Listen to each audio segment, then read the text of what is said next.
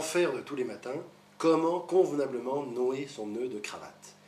La première référence doit être la longueur de la partie inférieure de la cravate qui ne doit pas dépasser le 4e bouton de votre chemise.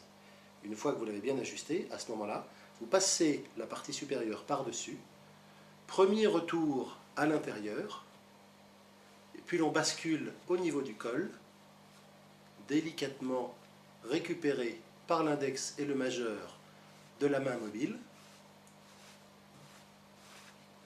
et cela forme le premier nœud. Et puis je passe cette fois-ci de l'autre côté et je rabats la partie supérieure sur le corps principal du nœud pour le masquer. Puis je récupère l'arrière de la cravate que je fais pivoter par au-dessus pour que la cravate revienne délicatement en partie principale. Enfin, il ne reste plus qu'à insérer la partie triangulaire entre le nœud principal et la partie précédemment rabattue. Et votre nœud est maintenant prêt.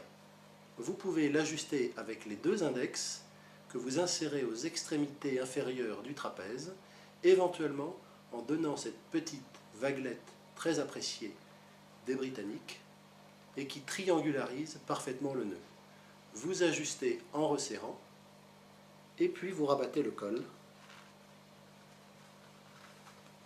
ce qui vous laisse un nœud parfait. La longueur de la cravate est très importante.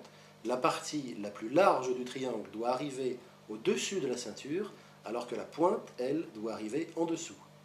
Ni trop court, ni trop long. En fait, la base triangulaire de la cravate doit masquer la ceinture au niveau du bouton. Vous n'oublierez pas deux grandes règles d'or. Favorisez toujours, avec une chemise que vous choisissez d'orner d'une cravate, un col assez large, sans bouton, avec baleine pour le maintien de la partie triangulaire du col. Vous choisirez une cravate qui sera toujours d'une couleur plus foncée que votre chemise, et bien évidemment, vous préférerez porter une chemise à poignée mousquetaire avec bouton de manchette.